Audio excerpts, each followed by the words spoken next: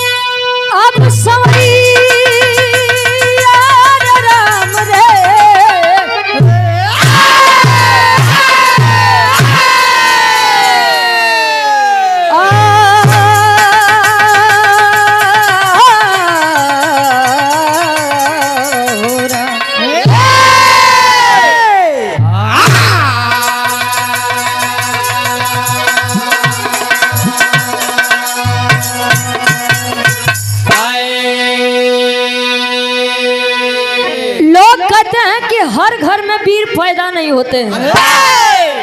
अगर लोग कहते हैं कि हर घर में वीर पैदा नहीं होते तो हम भी कहते हैं कि हर माँ वीर पैदा भी नहीं कर सकती। समाज में ढेर दिक्कत दिखात बा, आवाज खाली वो भर उठावत बा जो करे अंदर सच में दम बा, हिम्मत बा सच बोले के कर मंजित भाई नहीं तो कुछ आदमियन के खाली इतने कहा नाम बा कि हम संतन से का परी, हम तो फकीर आदमी हैं, झोला उठाएंगे चल देंगे। हाँ वो में टॉप 10 में ऊपर नाम हमारे मंजितो भाई के बा। उस मुखिया है हम उसके खानदान लक्ष्मण जायसवाल जी पूज्य गार्जियन जी, हमारे पप्पू भैया के पूजनी फूफा जी। अरे वाह, ये गार्जियन जी फूफा जी के द्वारा सुंदर माला सादर 500 रुपया। बहुत बहुत धन्यवाद, आशीर्वाद का चाह रही कि हम बच्चे अपनी कला में कामयाब रहे। लोग अगर चाहे कि बिरताई जाके दुकान से खरीद ले तो का क्या खरीद पाई का? बिरताई हमेशा खून में पाई जाती है, ये कहूँ खरीदे से नहीं मिली। देखा वीर चाहे तब के होखे, वीर चाहे आज के होखे, वो वीरन खातिर कभी जी 4 लाइन भूमिका के अंदर भाव लिखत है। कैसे भैया?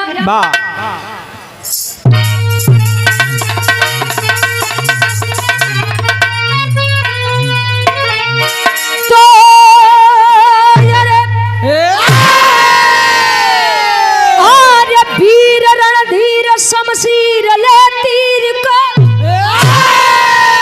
और हीर नाजीर या हीर का लाली बोला और करके नमन जो बढ़ाए कदम और दुश्मन के तन का है छाल खोला और शान पर जान कुर्बान हंस कर दिए निशान भारत का जिसने न रुकने दिया। अरे औलाद फौलाद जल्लाद बनके मारे बैरी समर में न झुकने दिया।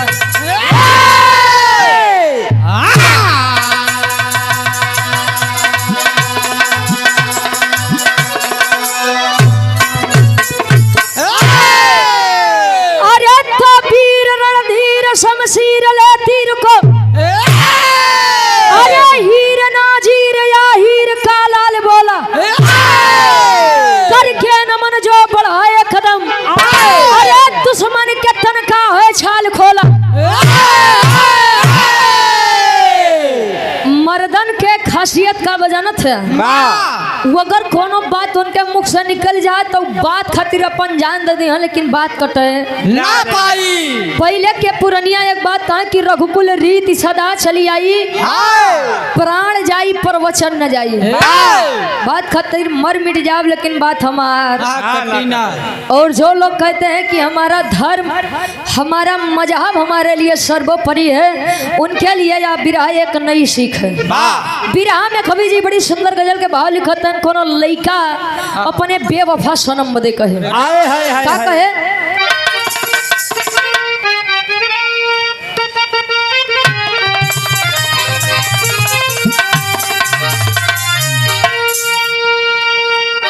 अरे तो अजी अगर दिलवर की रुसवाई हमें आज मंजूरी हो जाए, अरे सनम तू वफा के नाम से मशहूर हो जाए,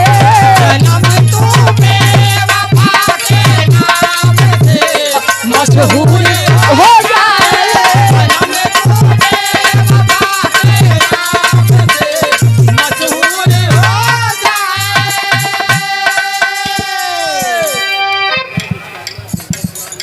अभिनव विश्वकर्मा ब्रजेश कुमार मास्टर साहब जी के सुपुत्र हैं, नाती हैं। अच्छा मास्टर साहब जी के आप नाती हैं, आपके द्वारा सादर 100 रुपया बहुत बहुत धन्यवाद। आशीर्वाद के चाह रहे कि हम अच्छे अपनी कला में कामयाब रहें। और आप सम्मानित श्री उपेंद्र कुमार सरोज जी पवारा की ऐतिहासिक सरजमी से 100 रुपया बहुत बहुत धन्यवाद। कहे कि सोनम तू बेवफा के नाम से मशहूर हो जाए, जा बेवफा जा। ए भैया बड़ी सुंदर कवि जी भाव में लिखा था बीरन खातिर कैसे,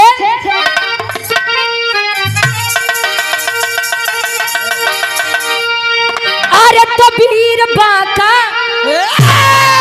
अरे तो वीर बाका बहादुर की समर में, अरे तो जानी चली जाए, अरे कसम भारत,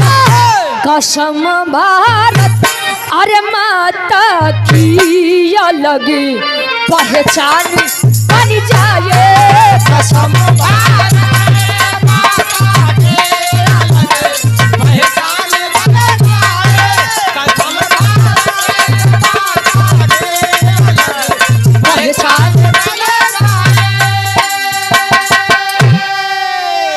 कसम भारत माता की अलग पहचान बन जाए।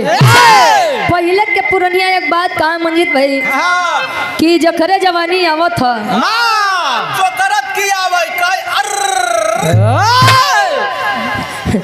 यो बेचारे के चोकरते आए। अबे आवत नहीं अबे हमार मंजित भाई खाली बे 24 से 25 साल के तो हाँ ज्यादा कम बा। अच्छा कम बा तो और कहाँ जाइए 20 साल। अरे अबे उनकर दूध के दांते नहीं टूटान बा। बताओ राजकुमार चौहान जी कुड़ुरिया जेसीबी वाले गार्जियन जी के द्वारा सादर 251 रुपया बहुत बहुत धन्यवाद। आशीर्वाद के चाह रहे कि हम बच्चे अपनी कला में कामयाब रहें। ए भैया पहले के लोग कोनो भी काम में जुट जहाँ जाले वो काम नहीं खत्म हो वो नहीं हटे कम मंजित भैया। आजकल का लड़का के जवानी कब आवत बा कब चल जात बा ई क्यों नहीं बतावत बा। हमारे बगलिया 2-4-6 जने दादाजी यहाँ पुराने उम्र के यहाँ कहीं कि जान लो बिटिया ऐसे बढ़िया तब हमार पुराना जमाना ठीक रहा। कम से कम आदमी आवे बढ़िया से प्रेम से बोलो तो बतिया आ तो 4 आदमी इकट्ठा होता है तो चारों अपने अपने मोबाइल में व्यस्त है। गलती से कोनो बुढ़ऊ दादा उमा बैठ गए तो वह उब के उठ जाइए जा सारे जवन करे खो तू लोग करा हम निकलत है। कहानी केकर बा कैसा बा कवि जी जौहरी छंद से लिखत हैं कैसे। और आप सम्मानित हमारे बड़े भाई सुभाष चंद्र यादव जी सादर 200 रुपया बहुत बहुत धन्यवाद। कवि जी लिखत हैं कैसे।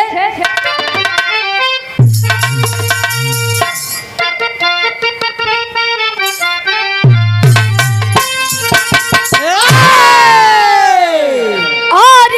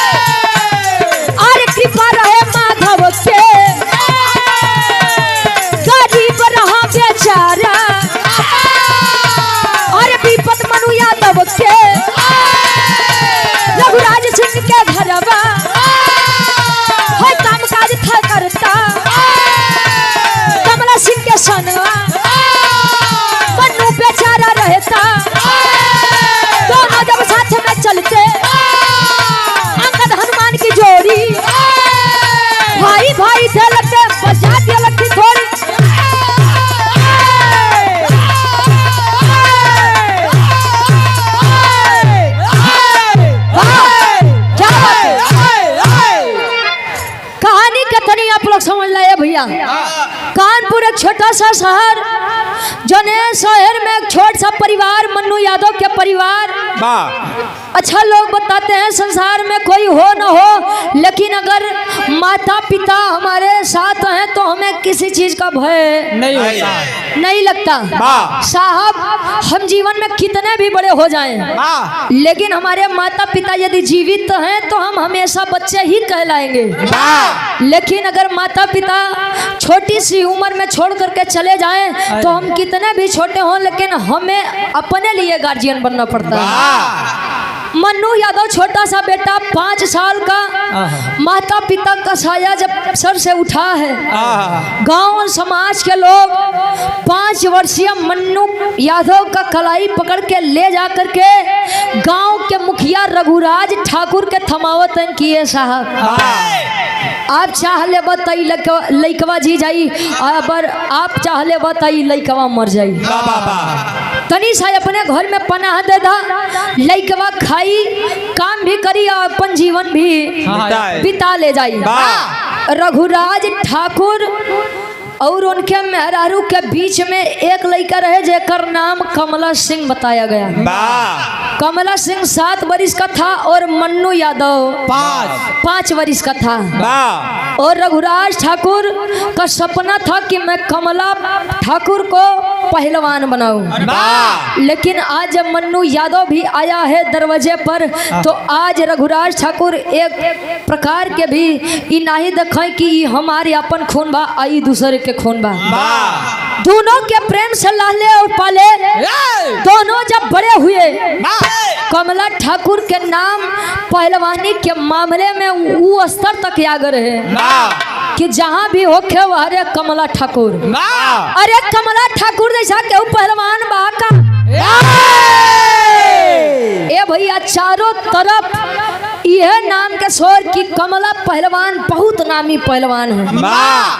और मन्नू यादव कमला ठाकुर को रिश्ते में अपना बड़ा भाई समझता था और पहलवानी कुश्ती दंगल के मामले में अपना गुरु समझता था।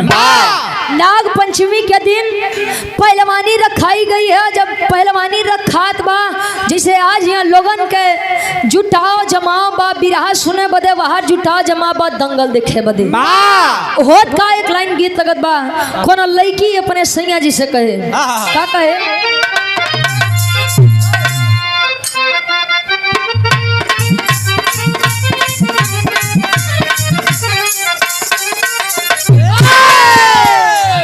लड़किया कहे, छुड़िया चट चट तोरला हमारी नरम कलैया मरोड़ के मनवाए राजा जी, आई हो मनवाए राजा जी, अब का खाटी कपाटी तोड़ के मनवाए राजा जी, अब का खाटी कपाटी तोड़ के मनवाए राजा जी, अब का खाटी कपाटी तोड़ के मनवाए राजा जी। गौरव चौरसिया प्रधान जी, आपके द्वारा सादर 100 रुपया बहुत बहुत धन्यवाद। कुश्ती में मेन मुखिया के रूप में चयनित हुए थे कौन? कमला ठाकुर के पिताजी रघुराज ठाकुर। और पहलवानी देखने के लिए भी मन्नू यादव भी गया था। कमला ठाकुर नाग पंचमी के दिन रहे, हालांकि कल नाग पंचमी रहे और आज बुढ़वा मंगल बा। नाग पंचमी के दिन जब दंगल रखात बा, जे भी कमला ठाकुर से लड़े आवे, कमला ठाकुर के ऐसे उठा के पटकाए जैसा कि कोनो फुटबॉल। अच्छा, तो इतना आदमी के बीच से एक बुढ़ऊ दादा बहरे निकलते हैं जेकर नाम सुखू यादव बताए गए। और जब सुखू दादा निकलते हैं तो रघुराज ठाकुर से कहें कि ये महाराज का है, एक मर्द के हाथ बार बार हम मौगन के हाथ में देत है। अगर कमला ठाकुर मर्द बा तो के कोनो मर्द से लड़बो, खाली ना मर्दन से लड़बो बा, कहे मतलब सुखू दादा बताते हैं। का बतावे, क्या बात है, समझावत है। सभा में सुखू दादा बोलल कहिया एक बयान हो, पागल बजनता आई हो पागल बजनता आज लड़ी है तू ना पहलवान हो पागल बजनता यार लड़ी है तू ना पहलवान हो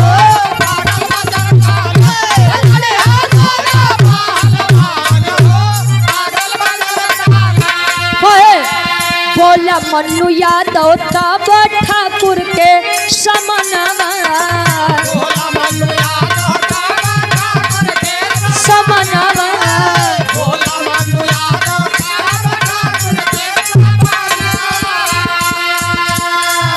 दंगल में गुरु लागे रिश्ते में वीरानवा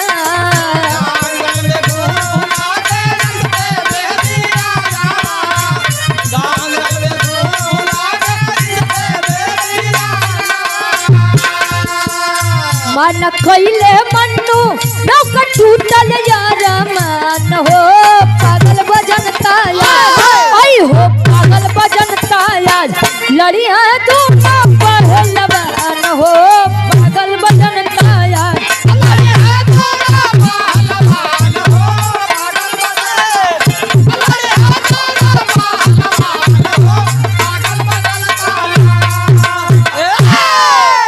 सुखो दादा आए रघुराज ठाकुर के सामने वही रघुराज ठाकुर जो कमला सिंह के सगे पिता थे और मन्नू यादव के धर्म के पिता थे कहे महाराज देखा आपने अपने घर पर 2 शेरों को पाला है एक शेर तो नाम कर ही रहा है अभी आज यार फरियाद लेवे के कि कमला ठाकुर बरियार बा कि मन्नू यादव बरियार बा रघुराज ठाकुर कहन की ओ हो आज तक तो मैंने कभी सोचा ही नहीं अगर सोच ले तो क्या करे हम बार बार कमला ठाकुर के समनवा है ये तना लोगन के बोलाई मौगन के हटावा दिल से लड़ाओ दिल से लड़ाओ तो सही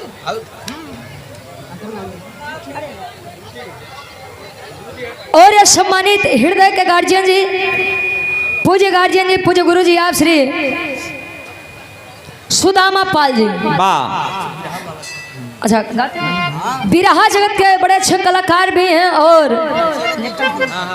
लेखक भी पूज्य गार्जियन जी सुदामा पाल गुरु जी के द्वारा यह सुंदर माला ये पैसे नहीं बल्कि आशीर्वाद के रूप में गुरु जी के द्वारा दिया गया बहुत बहुत धन्यवाद आशीर्वाद के चाह रही कि हम अपनी कला में कामयाब रहे ए भैया रघुराज ठाकुर बोले कि आपने एकदम सही कहा आज मैं देखूंगा कि मेरा सगा बेटा ज्यादा लायक है या फिर मेरा धर्म का बेटा ज्यादा लायक है गए मन्नू पहलवान के सामने कहें कि बेटा कुश्ती लड़ना है लड़कवा खड़ा हो गया हाँ पापा बोलिए किससे लड़ना है कहें कि लड़ना आपको कमला ठाकुर से है कहने बाबू तो हर दिमाग खराब बा कमला ठाकुर के बात करता जे करे आगे अच्छे वीर नहीं चलते हैं वो नहीं कमला ठाकुर के बात करता जे हमार बड़ भाई और रिश्ते में हमार बड़ भाई तो ही है लेकिन पहलवानी के मामले में हमार गुरु है गुरु और चेला के लड़बो बा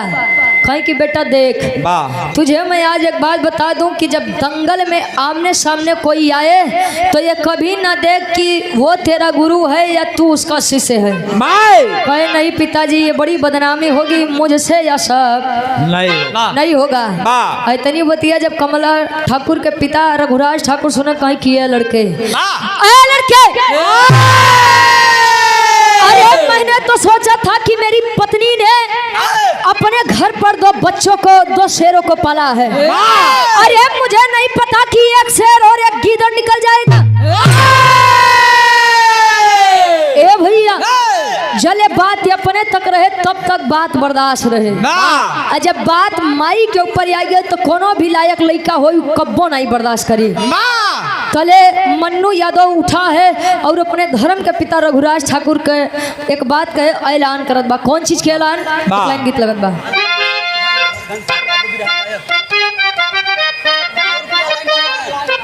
और आप सम्मानित बिरहा जगत के बड़े अच्छे कलाकार बड़े सुंदर कलाकार कई मंच भी हम भैया से गाए भी हैं आप हमारे बड़े भाई घनश्याम यादव जी ऑनलाइन पुरस्कार आया है बहुत बहुत धन्यवाद नहीं हो बहुत बहुत धन्यवाद अच्छा भैया आ जाइए भाई सम्मान भी हो जाइए एक लाइन तरह लगत बा कोना लड़का कोना लड़की के देख के कहे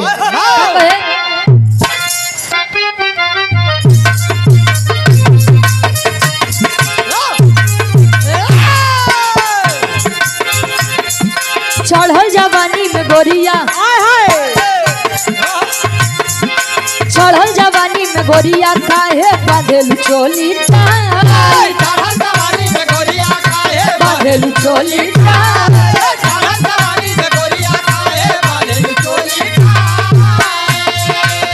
अच्छा ई के विजयलाल गुरु जी अपने अंदाज में बड़ा लहाई के गए और ई लाइन सबके ऊपर सूट करत है, क्यों भी हो खाए। लगन रही तन मन में, लगन रही तन मन में, ओके केहू न रोके पाई।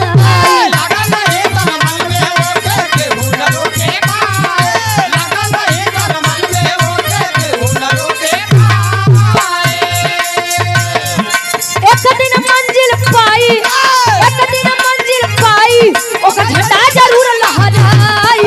लगन रही तन मन में, ओके केहू न रोके पाई।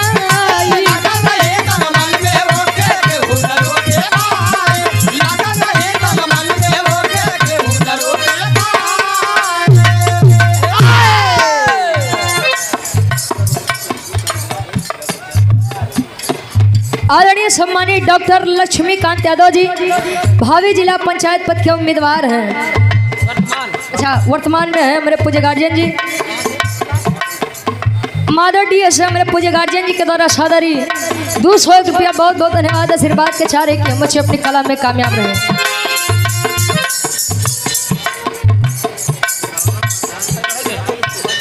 गौरव प्रधान के छोटे भाई हैं शुभम चौरसिया जी, अच्छा उन्हीं के माध्यम से हमारा कार्यक्रम बुक हुआ है। मुझे हमारे गार्जियन जी के द्वारा 100 रुपया बहुत बहुत धन्यवाद। आशीर्वाद के चार का है। शर्मा पलली माई, शर्मा पलली माई, जब सिंह का जोर दिखाई, जंगल भूमि के ऊपर देखा मिट्टी के तिलक लगाई।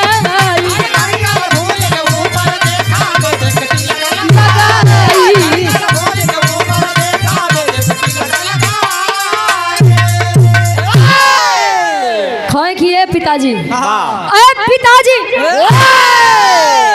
अरे ऐलान करवा दीजिए।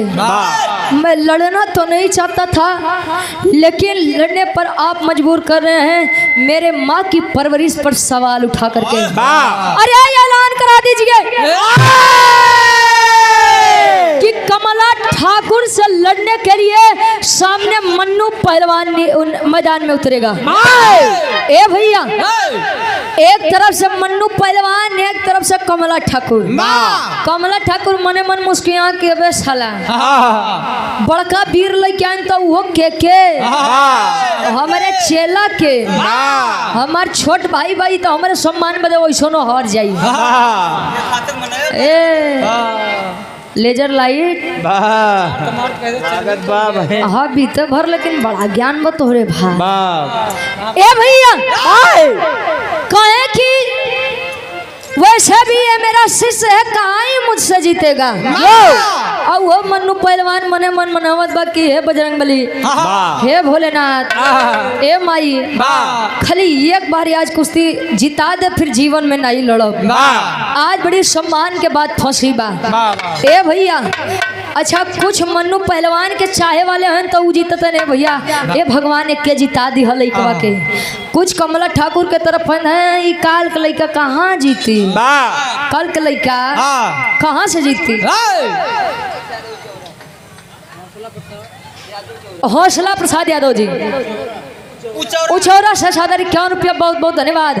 अच्छा जब दोनों वीर आपस में लड़ रहे हैं, टकरा रहे हैं दंगल करने के लिए, तो जितनी जनता बा वो खाली आवाक होई के लखत बा। कैसे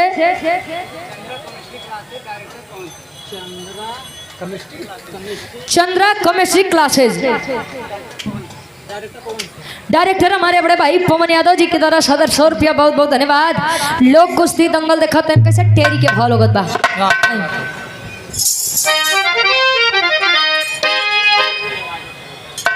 दिनेश यादव नेवादा पवाना के ऐतिहासिक सर्जमी से भाई के द्वारा 100 रुपया बहुत बहुत धन्यवाद।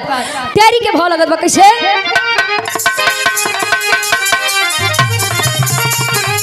अरे राम लोहा खोलो हलल कार्य झमके, ओ बाबू लोहा खोलो हलल कार्य ललकारे जम के तो भिड़े हैं दोनों योद्धा ये पलक प्रजा निहारे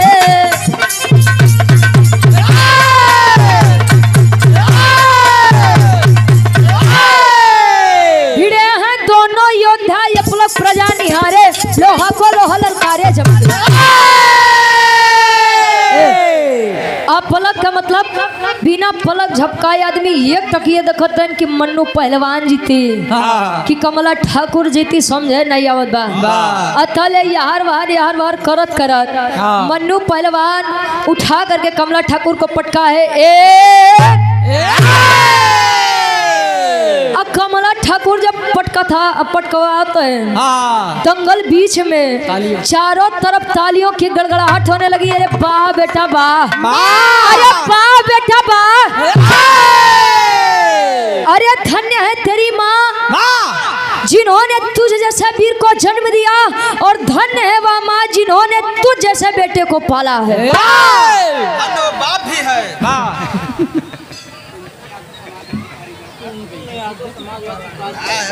टुनटुन यादव समाजवादी कार्यकर्ता गार्जियन जी के द्वारा 51 रुपया बहुत बहुत धन्यवाद।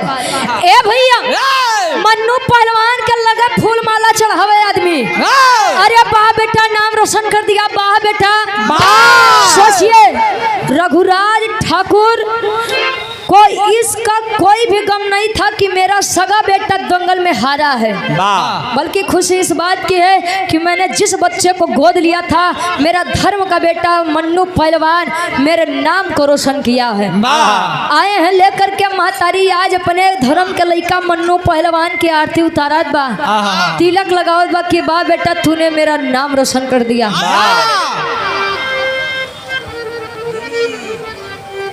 सुदामा गुरुजी के शिष्य हैं आप केशव लाल यादव जी, केशव लाल यादव जी बिलरा की ऐतिहासिक सरजमी से मुझे गार्जियन जी के द्वारा सुंदर माला सादर 100 रुपया बहुत बहुत धन्यवाद आशीर्वाद के चाह रही। ए भैया आया है कमला ठाकुर गुस्सा होकर के कि साला जिस पत्तल में खाया उसी पत्तल में छेद कर दिया। अरे ये तो आस्तीन का सांप निकल गया। अगर यहाँ एक दंगल हार जाता तो क्या इसका कुछ चला जाता? अब इसे मैं अपने घर में पनाह नहीं दे सकता, नहीं तो आज मेरा दंगल जीता है, मेरे माता पिता को जीता है, कल को मेरी सारी संपत्ति भी अपने नाम करवा लेगा। आया है अपने कमरे में लेटा है, आखिर माई के जीरा तक गाय के होबे करत। मंजीत भैया लोग कहते कि माई के जीरा गाय के, पुतवा के जीरा कसाई के, बाबू का जीरा साढ़े का। अरे बारे बाबू।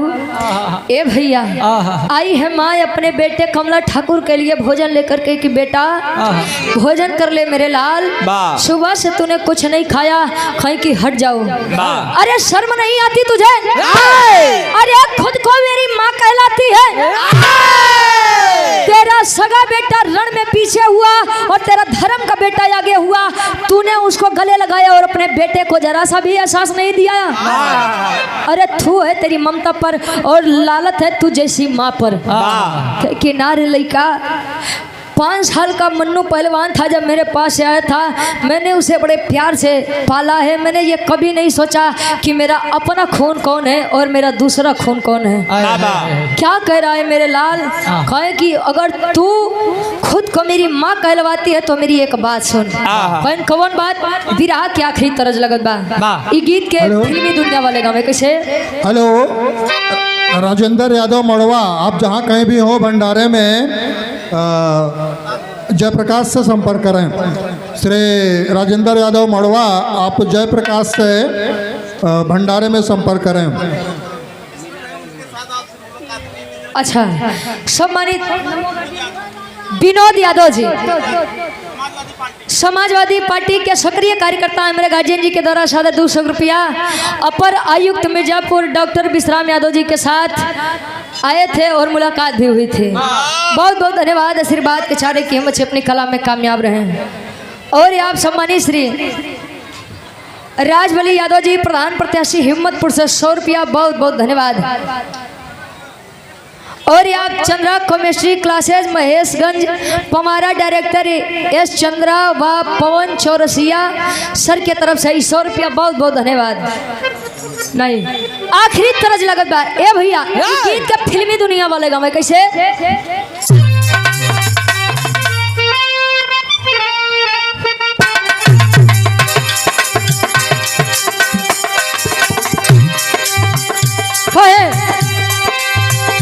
इश्क में तो हर चीज मिट जाती है, इश्क में तो हर चीज मिट जाती है, इश्क में तो हर चीज मिट जाती है।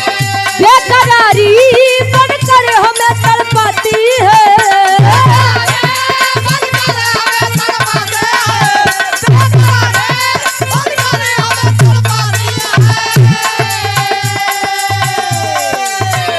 इश्क में तो हर चीज मिट जाती है, बेकरारी बनकर हमें तड़पाती है।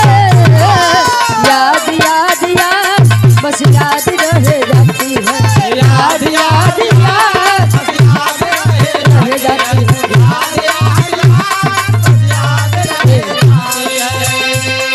लेकिन कमला ठाकुर कहे कि तू मुझे अपना बेटा समझती है ना? कहे हाँ समझती हूँ। खुद को मेरी माँ कहती है, हाँ कहती हूँ। तो मेरी एक बात सुन। कौन बात? लेके बंदूक कारतूस उसमें डालेंगे,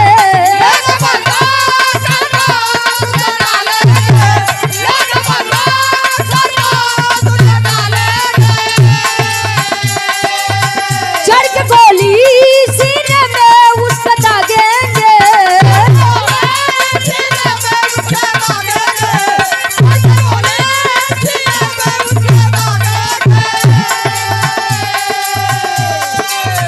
लेके बंदूक कारतूस उसमें डालेंगे, चढ़ के गोली सीने में उसके मारेंगे। जान जान जान हम जान से ही मारेंगे, जान जान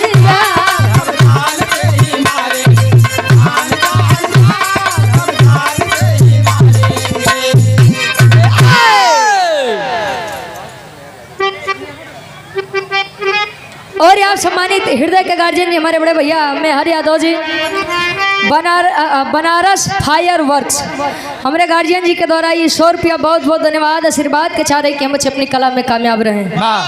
और ये आप गोलू दुबे प्रधान पद के उम्मीदवार हैं, भाई के द्वारा 100 रुपया पवारा से बहुत बहुत धन्यवाद। ए भैया अरे कमला ठाकुर कहे कि माई रे अब हम तब्बे अन्न जल ग्रहण करब, जल मन्नू पहलवान के हम अपने हाथे से मार नहीं दे। माँ अवाक हो गए, कहे कि अरे बेटा पागल हो गए हो? अरे कभी तुम दोनों साथ चलते थे तो लोग ये कहते थे कि जैसे अंगद और हनुमान की जोड़ी चली है। खाली एक पहलवानी के चलते, एक कुश्ती के चलते तू अपने छोटे भाई को मार देगा? कह रहे कैसा छोटा भाई और कैसा बड़ा भाई? अगर वो खुद को छोटा भाई समझता, मुझे बड़ा समझता, तो शायद मेरे लिए वह कुश्ती हार जाता, लेकिन उसने यह नहीं किया।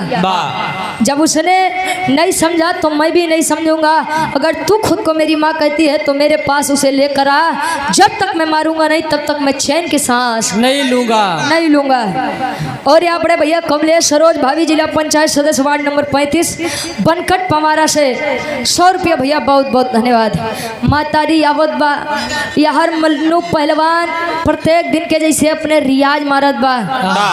माँ नम आंखों से अपने बेटे मन्नू पहलवान के पास गई, कहे कि बेटा तू मुझे अपनी माँ समझता है? कहे कि हो कोनो पूछे वाली बात बमाई। 5 वर्ष का था जब मेरे माता पिता मुझे इस संसार में अकेला छोड़कर चले गए थे। एक आपने और पिताजी ने तो मुझे पनाह दी, सहारा दी, तो मैं और किसे अपना माता और पिता समझूंगा? कहे कि बेटा इतनी दिन की जिंदगी बीत गई, मैंने कभी तुझसे कुछ नहीं मांगा, आज मांगूंगी तो क्या तू देगा? कहे कि हाँ मैं तोरे खातिर तो जान हाजिर बा, बोल का चाहे तो है। कहे कि बेटा रे तोर हमके जानना चाहिए, हमके खाली इतना ते दे कि तू ई घर परिवार छोड़ के बड़ दूर चल जाबे। इतनी बतिया जब मन्नू पहलवान सुनो कहीं कि देख माई सुबह सुबह हमार मजाक करे के मूड बिल्कुल नहीं बा, कोनो और काम होखे तब बता, नहीं तो जा हमके रियाज कर दे।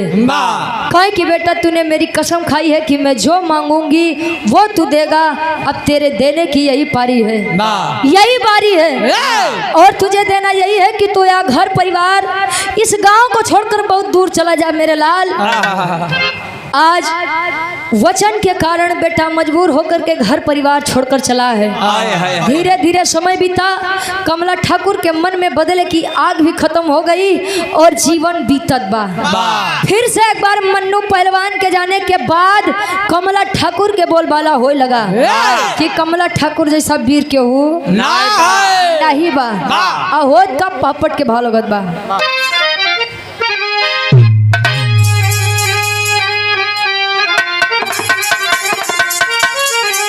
अरे मची है कुश्ती बच गया जब डंका शंका मनवा में, अरे बजे है कुश्ती बच गया वही डंका शंका मनवा में, कमला ठाकुर बन गया रणपंका शंका मनवा में।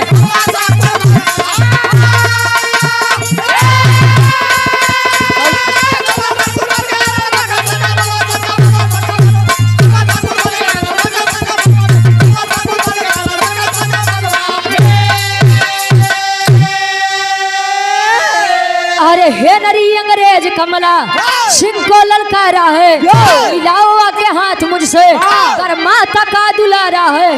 अरे गॉड जाने मिटा दूं तेरी लंका शंका मनवा में, तो कमला ठाकुर बन गया रणबंका शंका मनवा में।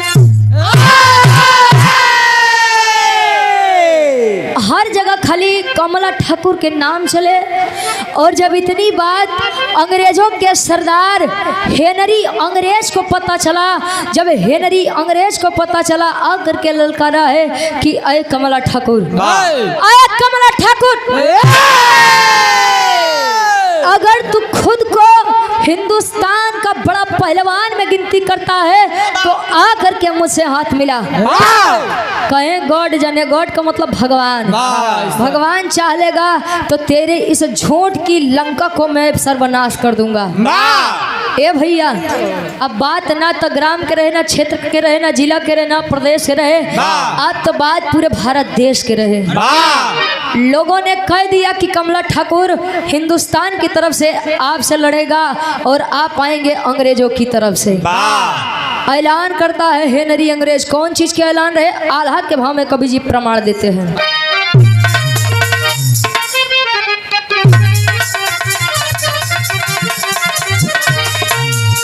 बड़े भाई हमारे नंदू प्रजापति जी सराई से 100 रुपया और सूरज कुमार कुड़ुरिया से भैया के द्वारा 100 रुपया, बहुत बहुत धन्यवाद। आल्हा के भाव में कवि जी प्रमाण लेते हैं। कैसे? हाँ हाँ बोला बोला। और यहाँ सम्मानित श्री सुदामा पाल गुरु जी के शिष्य हैं।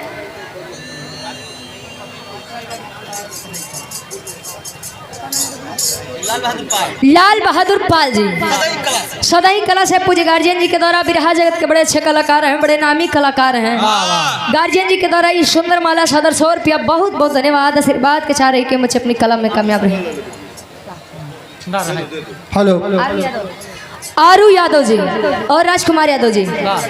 हेलो कल्लू यादव जी, ये भैया बड़ा परेशान है अपने बिटिया के जन्मदिन पे बुलावे बदे, बहुत बहुत धन्यवाद। आशीर्वाद के चाह बाद कुश्ती चलो ही भूमि बाबू का चारों तरफ फैले लागल सुना समाचार।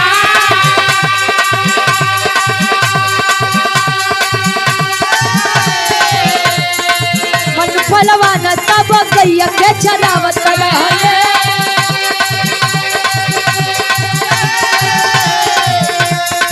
सुन ले खबरिया भइली दिलवा पे बा,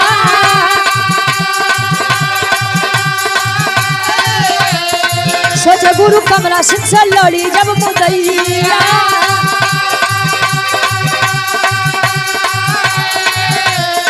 राम जान जीत होइया होइया,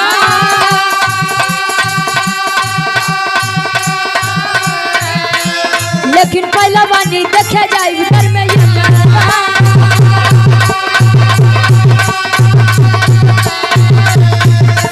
भले गुरु करिए हमरा ऊपर अपना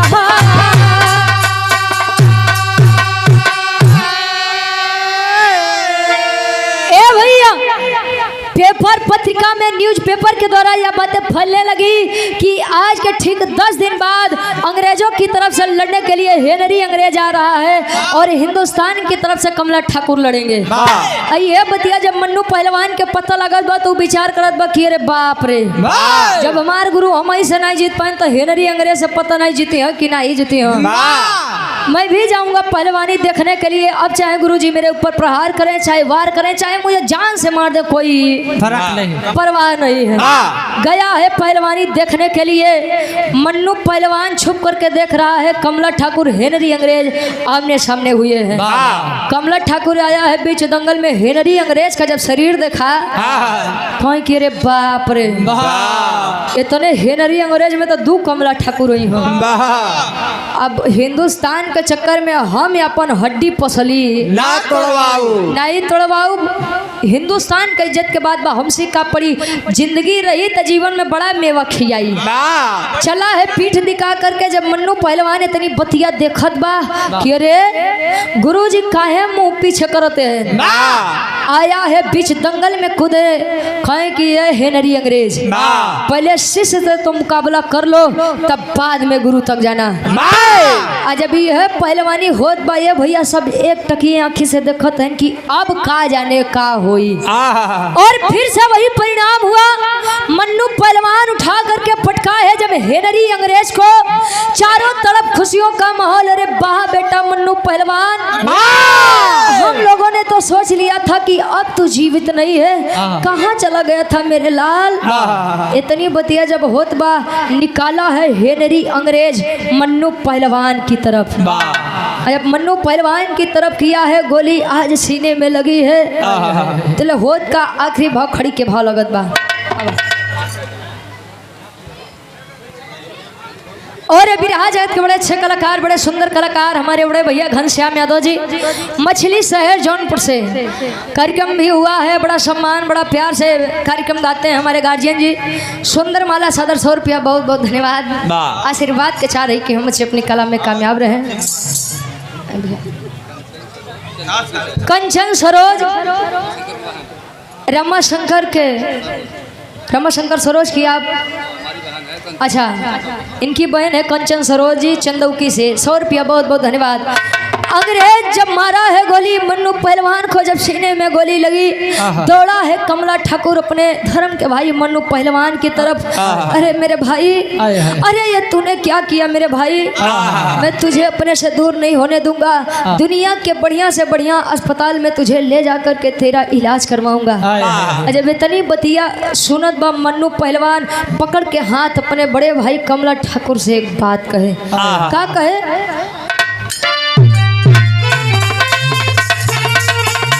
अरे गोली लागल बा हमरे,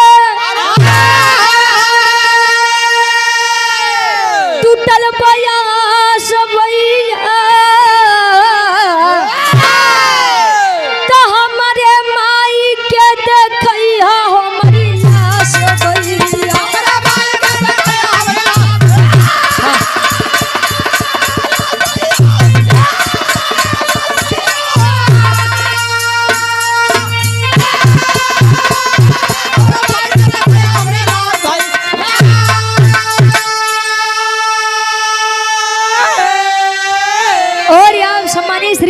गार्जियन जी सुभाष मिश्रा जी, पूजे हमारे गार्जियन जी के द्वारा ये सुंदर माला सादर 500 रुपया, बहुत बहुत धन्यवाद। आशीर्वाद के चाह रहे कि हम बच्चे अपनी कला में कामयाब रहें। मन्नू पहलवान हाथ पकड़ा अपने भाई कमला ठाकुर का कि भैया इस जंग को तो मैं जीत गया, अपने हिंदुस्तान की इज्जत को मैं बचा लिया, इस जंग को मैं जीत गया, लेकिन अपनी जिंदगी की जंग को हार गया मेरे भैया। अगर आप मेरे लिए कुछ करना चाहते हैं तो अगर तेरे इस छोटे भाई से जाने अनजाने में कोई भी गलती हुई हो तो अपने भाई को अपना बेटा समझ के माफ़ कर देना भैया। कहीं कि अरे पागल ऐसा क्यों बोलता है, मैं तुझे कुछ नहीं होने दूंगा। कहीं कि भैया जीवन में आदमी वह जी जितना भगवान लिख के भेजी। हाँ, अगर आप मेरे लिए कुछ करना चाहते हैं तो मेरे लिए खाली एक काम करिएगा, मेरी माँ को मेरा अंतिम दर्शन जरूर करा दीजिएगा, मेरी लाश का दीदार करा दीजिएगा। कहत बका कहे मोनू महाराज पमारा फोल्डिंग हमारे गार्जियन जी के द्वारा 100 रुपया बहुत बहुत धन्यवाद। कहे अरे जी जिंदगी नहीं कई पवली हम सेवा कर जाना चुकाया मखिलाई जो कले।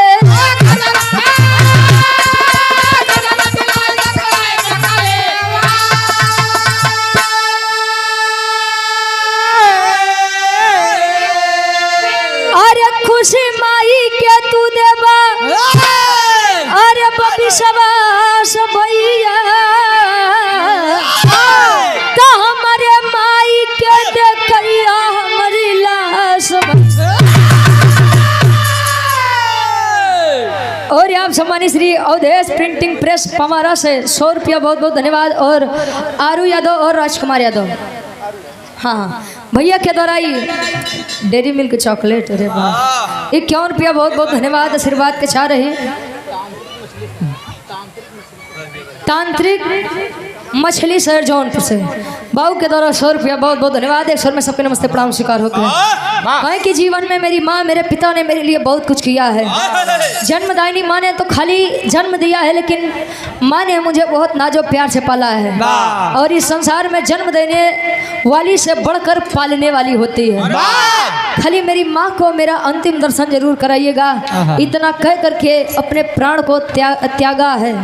वह मन्नू पहलवान पंच तत्व में विलीन हुआ है। आया है भीगी आंखों भीगी पलकों को लेकर के कमला ठाकुर माँ तुझसे मिलने के लिए मेरा छोटा भाई मन्नू पहलवान आया है। जो माँ कभी अपने कमला ठाकुर के मुंह से यह सुनती थी कि मैं उसे जिंदा नहीं छोड़ूंगा, आज वही कह रहा है कि तुझसे मिले तेरा छोटा बेटा आया है। माँ सारा काम छोड़कर आई है और देखती है कि मेरा लाल सफेद कपड़े में सफेद वस्त्र में लिपटा हुआ है। संसार साहब अगर जीवन में किसी की कद्र करनी है तो जियते जिंदगी करिए, अन्यथा मरने के बाद कोई ये नहीं देखता कि मेरे मरने पर कौन कितना रोता है। खाली इस समाज के देश भर के झंझट बा कि भैया बढ़िया से तेरहवीं करवा ला नहीं तो आत्मा बड़ा भटकी आत्मा चली गए। तू लोग खाली अपने पुण्य प्रताप बड़े जो करत है। या बड़े भारत देश को आज़ादी दिलाने में कई अनेक सपूतों का नाम है जिनका इतिहास आज भी कोई कोई गाता है और कोई कोई नहीं गाता है। आखिरी में खानदान का परिचय बा गुरु बिहारी गुरुदेश गुरु रामलाल गुड़कारी स्वर्ग से सदिका कभी बच्चन जी बने पुजारी हो।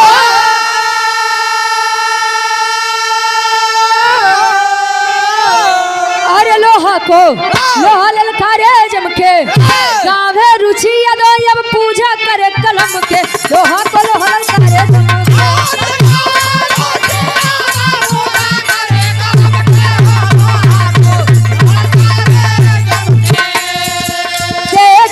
संसार की हालत देख तेरे संसार की हालत क्या हो गई भगवान, कितना बदल गया इंसान, कितना बदल गया इंसान, कितना बदल गया इंसान।